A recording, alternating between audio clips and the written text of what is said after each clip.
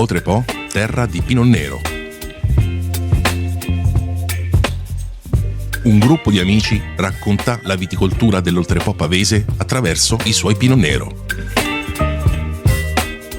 Da un'idea di Francesco Fabretti.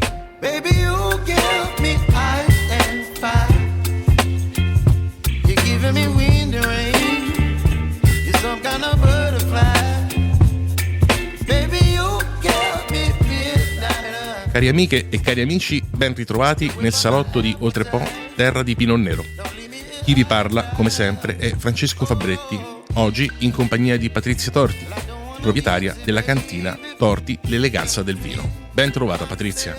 Buongiorno, che grande piacere. Allora Patrizia, come al solito iniziamo il nostro podcast che ormai, lo diciamo per chi ci ascolta, sta volgendo al termine perché tu sei la penultima ospite, concluderemo con la cantina Bruno Verdi e poi, sempre per chi mi ascolta, ci aggiorneremo a gennaio dell'anno prossimo con un programma completamente nuovo.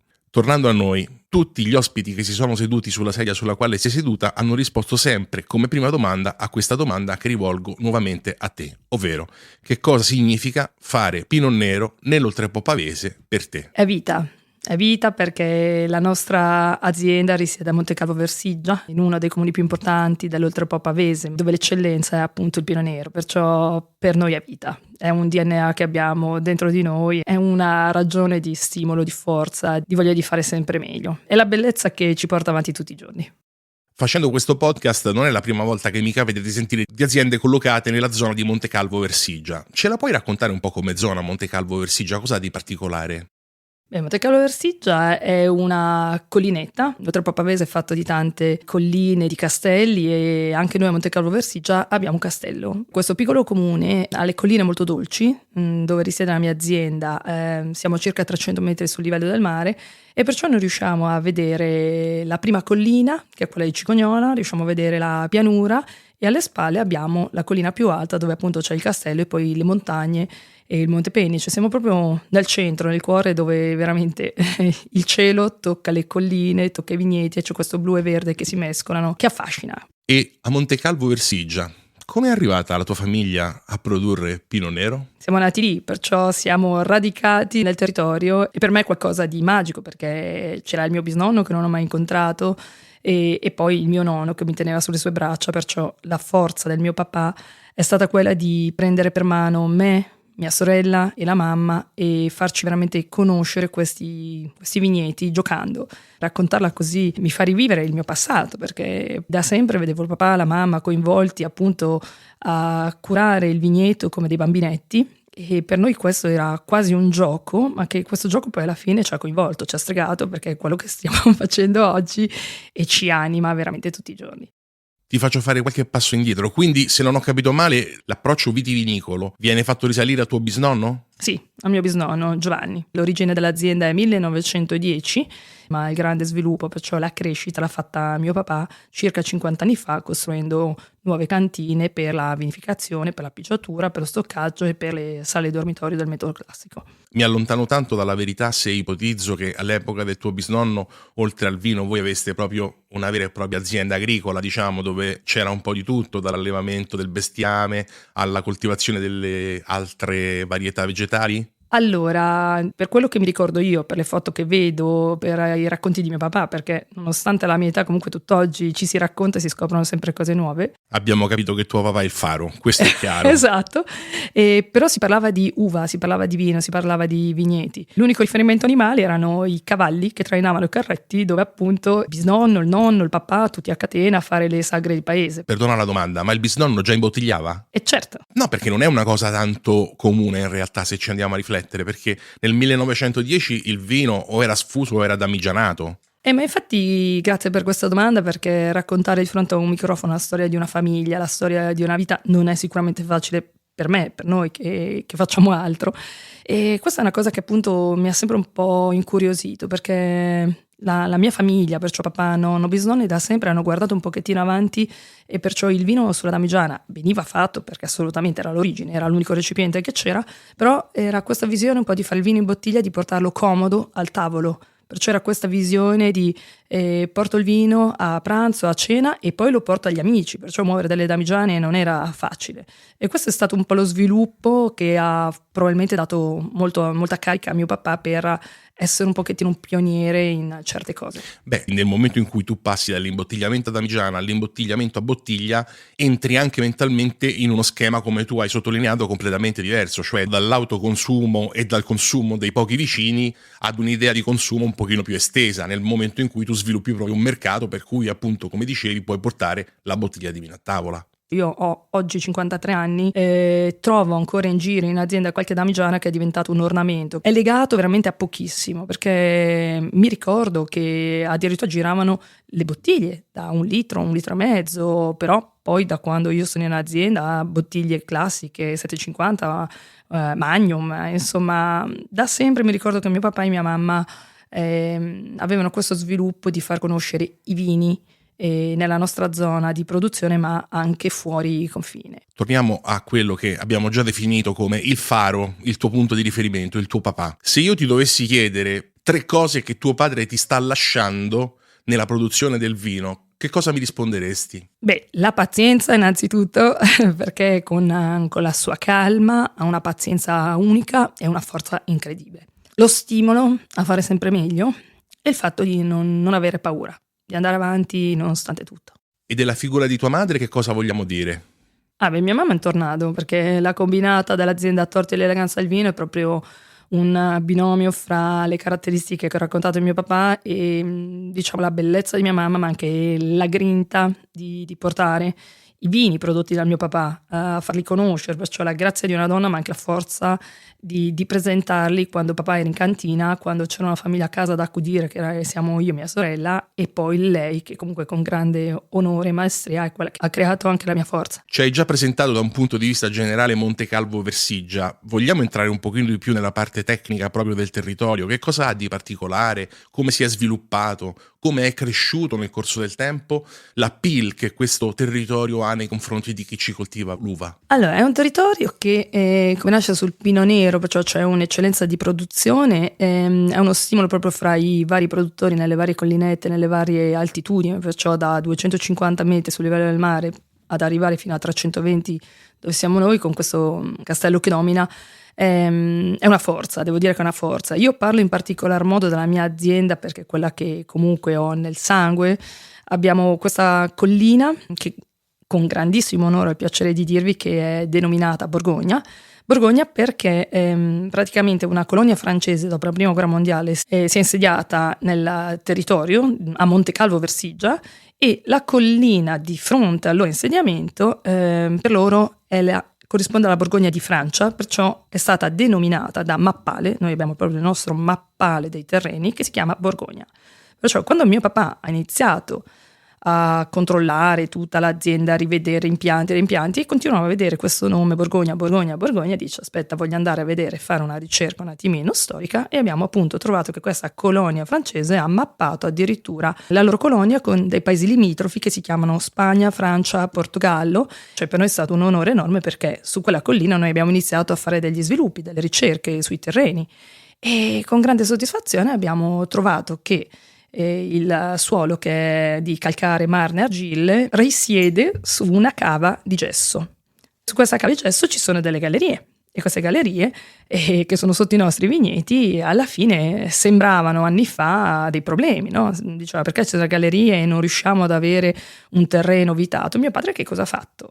Mio padre ha mantenuto vive le gallerie, le ha lasciate come drenaggi e ha impiantato sopra dei vitigni di Pino Nero. Io oggi sono soddisfattissima di questo perché il Pino Nero che produciamo dà tipo un'elevazione o qualcosa di particolare e noi pensiamo che queste gallerie fra la combinata di suolo, argilla, marne, l'ossigenazione che permette appunto l'aria di queste gallerie e l'escursione termica che è il cuore del Pino Nero, secondo me è un insieme di cose che hanno creato questa magia, questo stimolo che a noi tutti i giorni caricano come le molle per dire guarda un po' cosa sta succedendo, ci piace e andiamo avanti. Diciamolo che anche oggi abbiamo in assaggio 2 bottiglie di Pinot Nero, una che è il vostro celebre Gran Carisma, un oltre pavese metodo classico, e poi devo dire una assoluta novità per me, che bevo Pinot Nero praticamente da tempi immemori. Non mi era mai capitato di bere un Pinot Nero in bianco come quello che in realtà assaggeremo fra poco, quindi non nascondo che sono molto curioso. E io sono contenta perché da una parte avrei assolutamente voluto portare il mio Pinot Nero, però quando ci siamo parlati mi hai detto allora pronti via Pinot Nero nato, ho detto no, ti faccio assaggiare qualcosa di nuovo che è un Pinot Nero vinificato in bianco e vedi che lo stupore, scusami, c'è. Beh, anche questo è un modo di interpretare il territorio. Assolutamente sì, perché è un'interpretazione che mi ha permesso di farci conoscere, esatto, anche nei mercati più difficili. In particolar modo, raccontando di territorio, occorreva presentare un vino, presentare qualcosa di nuovo, qualcosa che ci desse quel lancio e quell'interesse. E noi abbiamo deciso di presentare il Pinot Nero vinificato in bianco, perché essendo mio padre comunque innamorato di bollicine, perciò lui non si ferma mai, non si è mai fermato, insomma lui deve andare, guardare, vedere, e mi dice io guardo quelli meglio di me, torna da vari viaggi a un certo punto e dice sai cosa ti dico?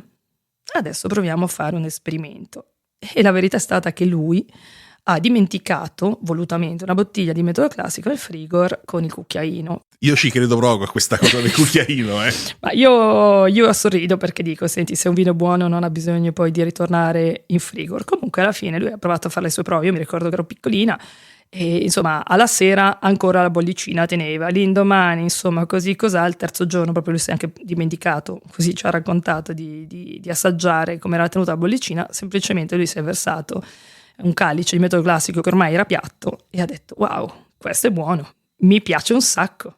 E allora cosa ha deciso di fare? Di farsi un Pinot Nero vinificato in bianco con le uve del metodo classico. Ti do un feedback, non sul tuo Pinot Nero vinificato in bianco perché non lo conosco e non vedo l'ora di assaggiarlo, però personalmente nei metodo classico che bevo o nei méthode champenois o in quello che vuoi, insomma ci siamo capiti, quando sento che il perlage, al di là del fatto che sia fine, ma è anche poco presente, lo gradisco di più perché emerge molto di più la nota del varietale Pinot Nero. Ci sono delle particolari attenzioni che voi avete nella coltivazione delle viti di Pinot Nero destinate al Pinot Nero vinificato in bianco o in generale voi avete un disciplinare di produzione vostro che, come dire, comprende tutta la produzione del Pinot Nero? Mi fa piacere raccontare del vero cuore dell'azienda che comunque è la coltivazione dei vigneti, di come lavoriamo. La produzione è dedicata interamente sotto la guida di mio papà e mia sorella Laura. Partendo perciò dal vigneto, che è il nostro cuore della produzione, mi fa piacere informarti che noi siamo una misura in prebiologico, perciò aderiamo alla misura agroambientale 10 che rispetta i canoni di produzione nel rispetto dell'ambiente con la limitazione di prodotti chimici o comunque derivati dal petrolio, appunto nel rispetto dell'ecosistema. Questo fa sì che oggi come oggi comunque il terreno resta un pochettino a sofferenza perché il clima non aiuta, qualche infezione in giro comunque c'è, però diciamo che grazie a questa coltivazione che noi facciamo da sempre fa sì che la pianta sia abituata, perciò è diventata forte. E lavorando perciò in questo modo la freschezza e l'origine del territorio lo si ritrova nei nostri vini.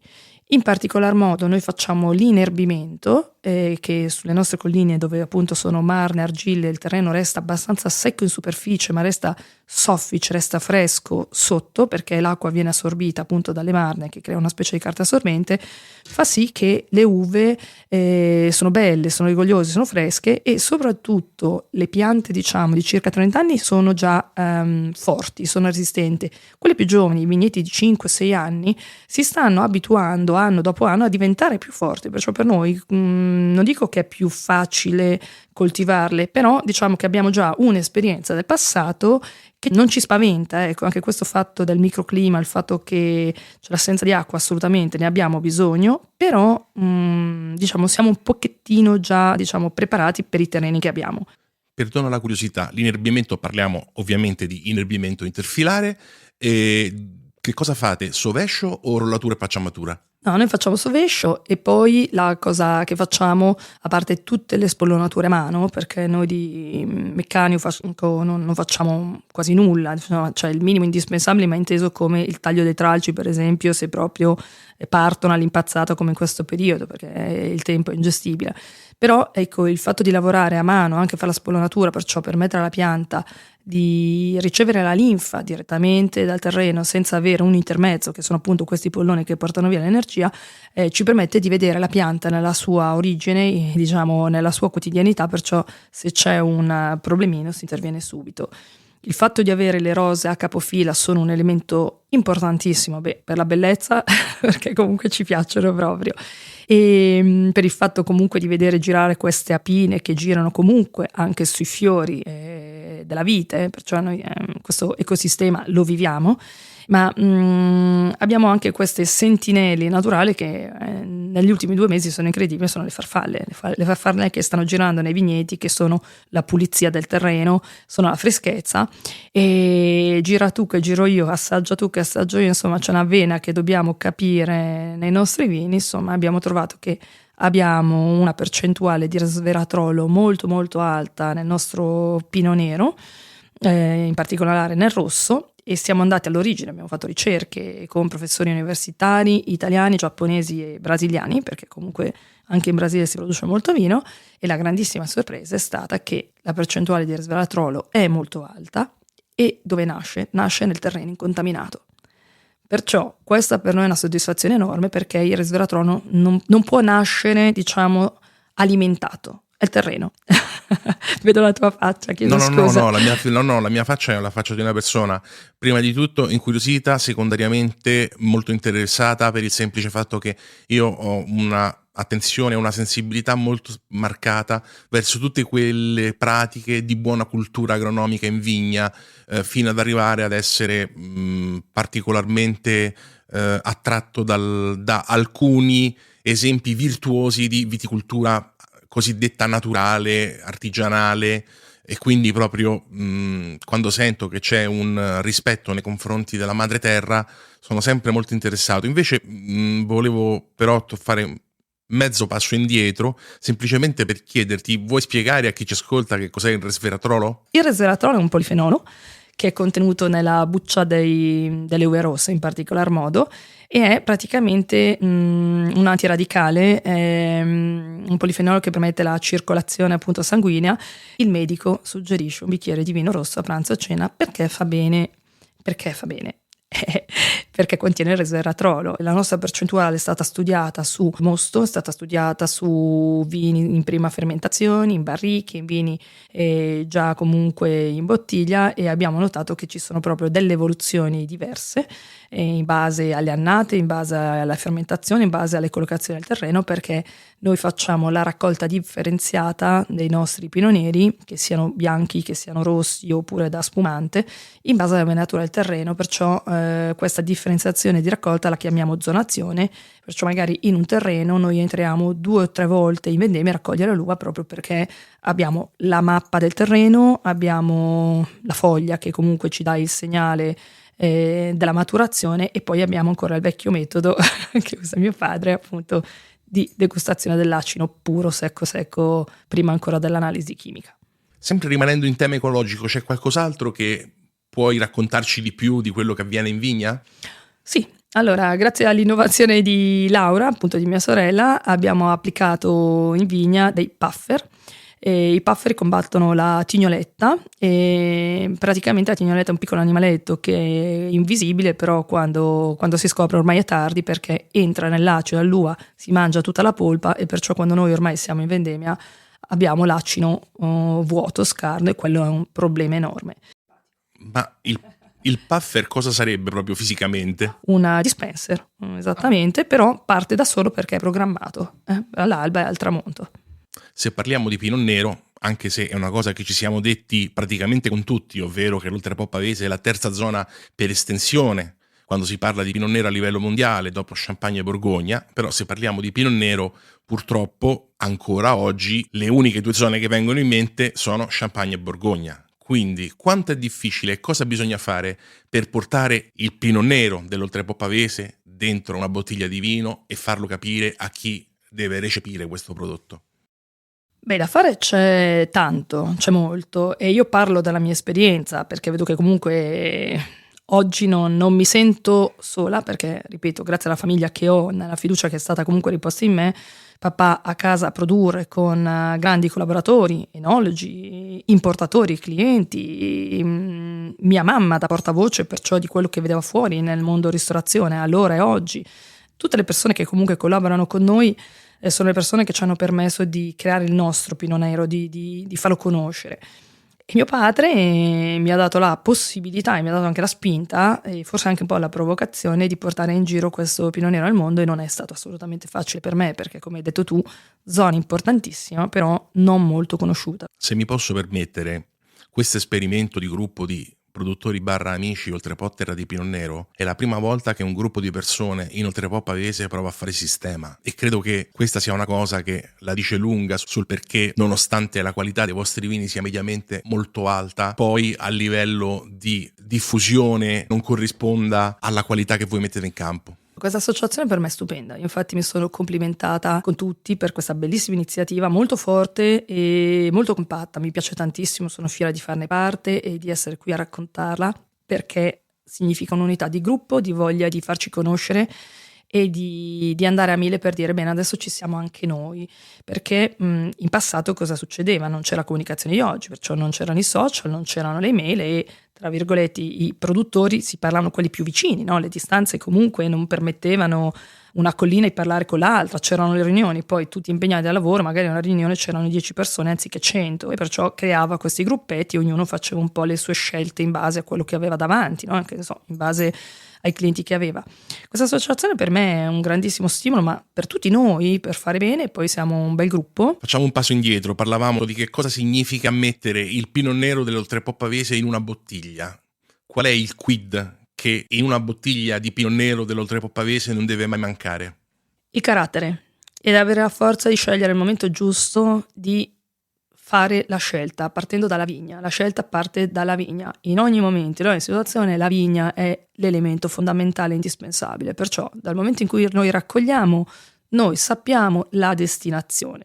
Dobbiamo fare la scelta. Prima raccontavo di zonazione, la scelta è fatta anche magari di dover sacrificare qualche cosa, oppure di essere anche un po' pazzi per dire cambio linea, oso fare qualcosa di diverso come mio papà ha fatto. Il quid che non deve mancare è il carattere e dire ci sono. Assaggiami, questo sono io. Perciò è qualcosa di importante per me. Senti, adesso facendo invece un salto in avanti, io non ho potuto fare a meno di notare il fatto che voi avete, e sono anche, come dire, visibili sul vostro website, che è torti1pinonero.com. Sul vostro website voi avete delle collaborazioni con Hello Kitty e Route 66.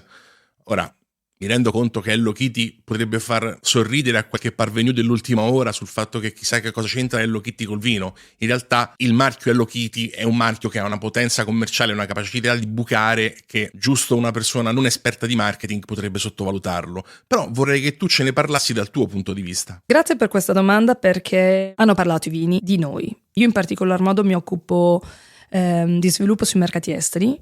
Nello specifico di Hello Kitty, per me è un onore collaborare con Sanrio, perché oltre alla stima personale della famiglia, dell'azienda e di tutti i team, di tutti i ragazzi che collaborano con loro, mi ha permesso di crescere e anche proprio vivere un nuovo modo di comunicare che sembra quasi scontato, ma non è così. Il punto è un nostro vino, un rosé spumante, è stato assaggiato ad Hong Kong in un ristorante italiano bellissimo che conosco, e poi abbiamo ricevuto una chiamata dicendo buongiorno, abbiamo assaggiato il vostro rosé, saremo interessati a fare una collaborazione con un'etichetta Hello Kitty.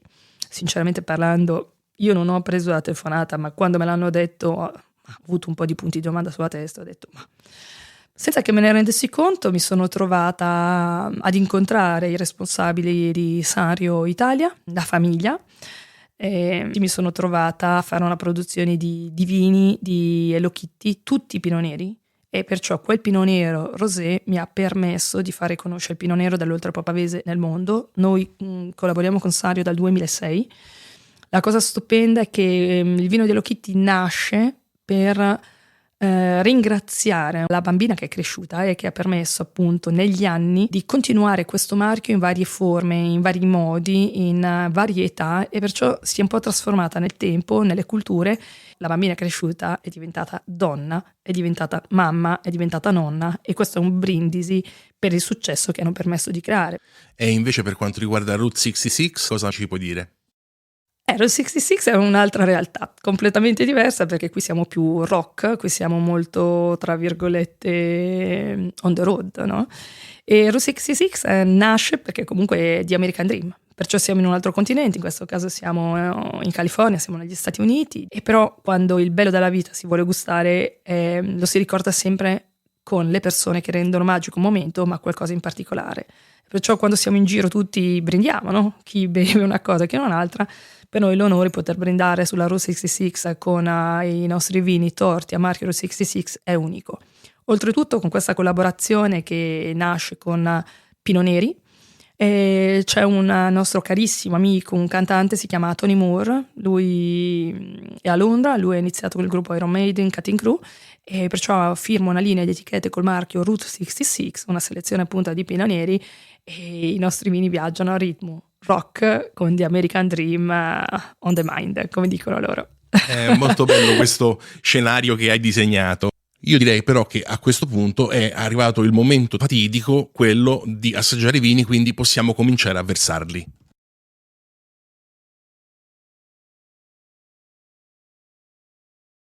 Bene, i vini sono stati versati.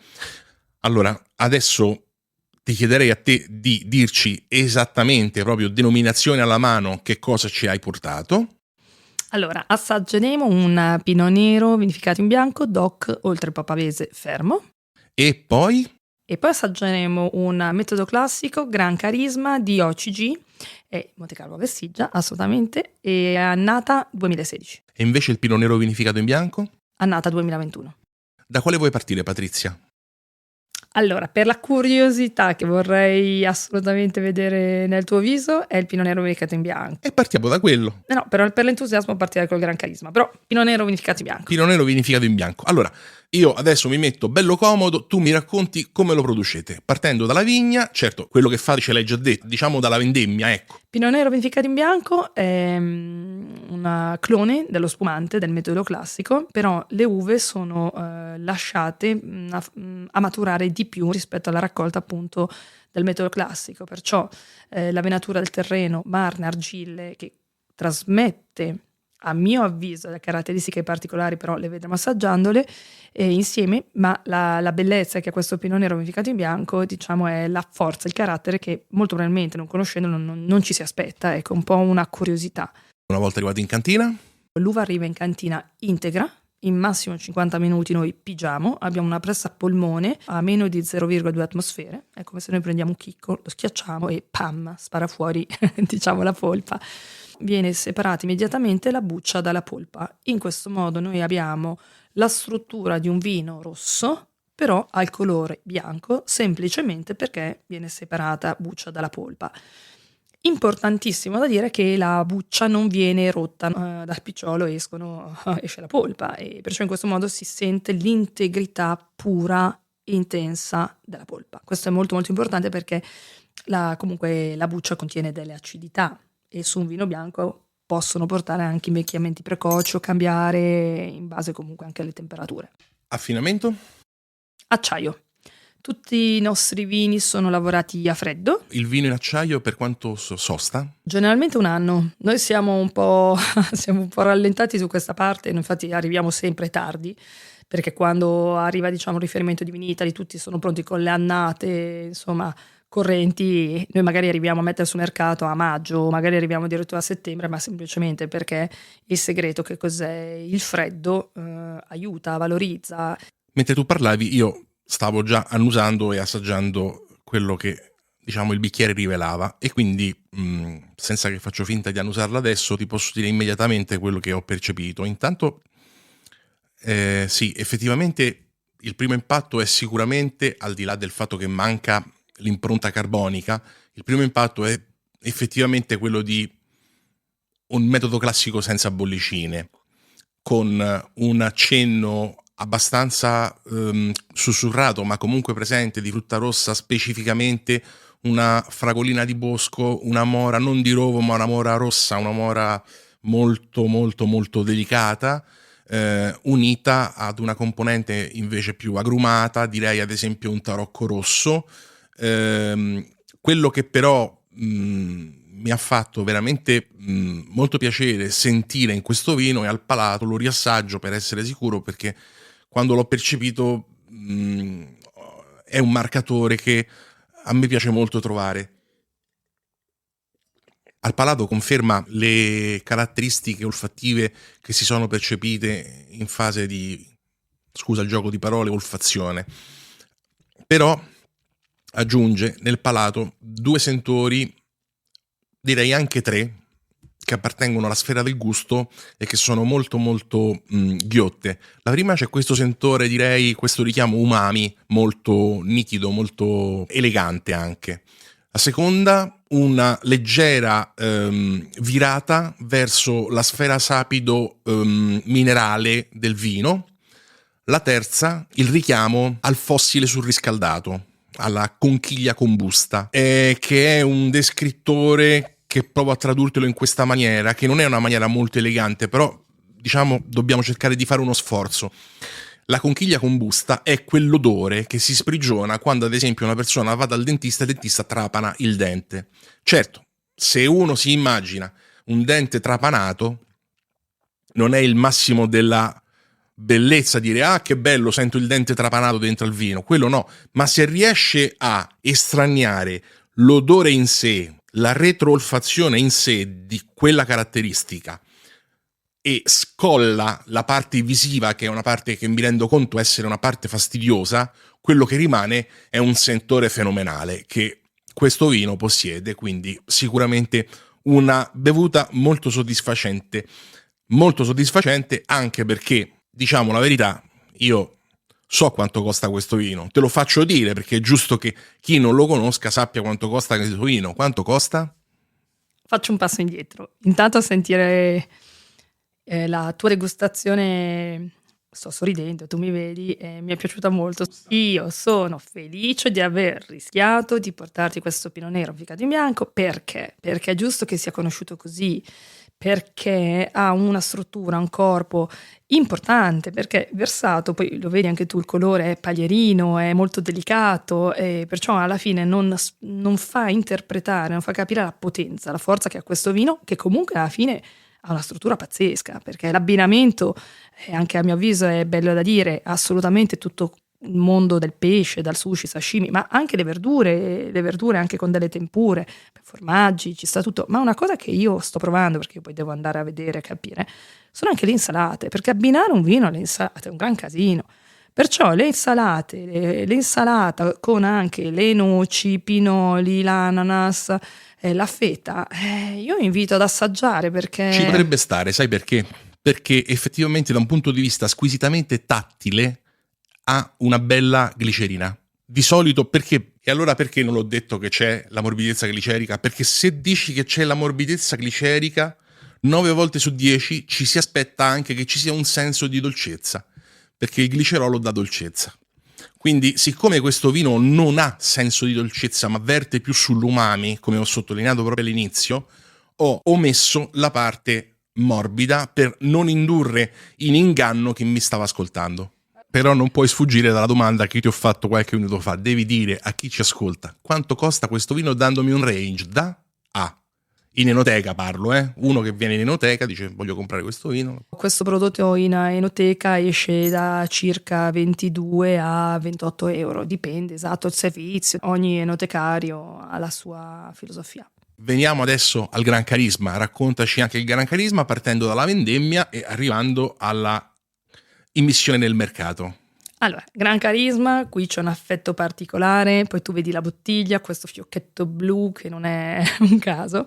Il Gran Carisma è una resa per ettaro molto bassa, siamo a circa 60 quintali per ettaro, di OCG come ho detto prima, arriva da 2 appezzamenti dedicati proprio solo per questo tipo di Pinot Nero e è in purezza, 100%. Quello che stiamo assaggiando è un Pas d'Osé Nature Brut, ma il packaging ha suo perché e rappresenta veramente noi i nostri momenti. Eravamo in lockdown, il mondo era fermo, mio padre assaggia questa bottiglia che comunque non aveva ancora un nome e dice ci siamo, come ci siamo? E dice ragazze adesso noi usciamo perché questo metodo classico ha un carattere che mi piace un sacco. Arriva mio nipote, piccolino, Samuel, e dice certo che no, è un bel coraggio. Chi è che lo beve questo vino in pieno lockdown? Lui ha detto tu non ti preoccupare, intanto inizio a bello io. Siamo andati in sboccatura. Gran carisma, è dedicato appunto a mio papà per il suo carisma, per il suo modo di fare, per questa forza che a volte sembra quasi un gatto silvestro, no? Che arriva col passo soft, ma poi si sente la presenza. E perciò mio nipotino gli ha creato questa etichetta. Si chiama Castle Roth Brut perché è l'origine sempre di quello che è stato il nostro metodo classico, con il nome principale Gran Carisma. Il fiocchetto blu nasce perché in lockdown non c'erano insomma, aziende aperte, si faceva una fatica enorme ad avere i materiali e via, e perciò noi non potevamo avere un collarino che comunque completava diciamo, l'imponenza, la qualità di questo vino che deve essere rappresentata. Perciò mio padre ha detto a me questa cosa non va, trovate un sistema, un modo perché non posso uscire a una cena di gala senza una cravatta o senza un papillon. Ci ha dato l'illuminazione e perciò ogni fiocchetto viene messo a mano e noi riusciamo a capire chi mette il fiocchetto in base a come hanno dato, come messo. E questa è la famiglia Torti, e questo Gran Carisma veramente rappresenta noi. E adesso lasciate la degustazione perché a me emoziona molto questo metodo classico. Come ho fatto prima per il Pinot Nero vinificato in bianco, anche in questo caso di questo Gran Carisma, che se non ricordo male mi hai detto essere 2016, giusto? Corretto. È nitidamente percettibile che non è un vino che fa 2 o 3 anni di bottiglia prima di essere messo in commercio. Cioè si sente che c'è stata tutta quella bella lisi dei lieviti, quel rilascio di mannoproteine, e questo te lo dico perché soprattutto inverto un po' le cose, di solito no, nelle analisi si parte dall'analisi olfattiva, però qui lui ha un bel naso, ma al palato si percepisce questa morbidezza che non è dolcezza, ma che comunque mi richiama il senso di dolcezza del chicco d'uva. Quindi non è una dolcezza zuccherina, al massimo è un fruttosio se vogliamo, ma non è neanche quello. È proprio quella dolcezza che tu mangi il chicco d'uva come fa tuo padre per capire quando il vino è pronto, scusami, quando l'uva è matura. Ecco, se si sente questa uvosità e all'atere, ma che procede di pari passo, quel sentore calcareo gessoso, quel sentore di conchiglia bruciata che già si era evidenziato nel Pinot Nero in bianco, ma in questo caso emerge veramente con una classe direi quasi emozionante. Per quanto riguarda il naso, è un naso sicuramente di ottimo livello, di gran fattura, ben cesellato, con dei richiami piuttosto classici direi, quindi sicuramente un croissant, una spolverata di frutta rossa sempre molto delicata, come avevamo già visto nel Pinot Nero vinificato in bianco, la fragolina di bosco, la dimensione citrica, sempre questo tarocco rosso. Dico tarocco perché il tarocco, anche quando è tarocco rosso, conserva una quota di acidità, di citricità al suo interno, quindi sempre questa spinta, diciamo. Aspetta che adesso rimetto il naso perché potrei essermi dimenticato qualcosa. No, in questo caso già al naso quella conchiglia combusta si sente. Anche qui ovviamente la domanda è di rito. Sullo scaffale di Enoteca, da quanto a quanto secondo te è lecito aspettarsi di trovare questo Gran Carisma? Alcuni dei nostri clienti escono a 60 euro serviti al tavolo, altri a 45. Servire al tavolo è un discorso a parte, per questo dicevo in enoteca questo vino sui 45, diciamo. Sarebbe, tra virgolette, non dico giusto, ma sarebbe corretto per farlo conoscere. Abbiamo quasi terminato questa lunga chiacchierata, ci mancano le ultime 2 domande. La prima è questa: se ad un enoamatore pungesse vaghezza di prendere la macchina e farsi un giro per cantine, e se per caso andasse in Oltrepoppavese, e se per caso in Oltrepoppavese, a Montecalvo Versigia, decidesse di andare a trovare la cantina Torti l'eleganza del vino, tu quale motivazioni addurresti per convincerlo in questa scelta? Innanzitutto sarei felicissimo di aprire la porta a una persona nuova che vuole conoscerci, perciò può avere aspettative in un modo o nell'altro, ma una cosa che di certo troverai in noi è l'autenticità nostra dei nostri vini e della nostra realtà.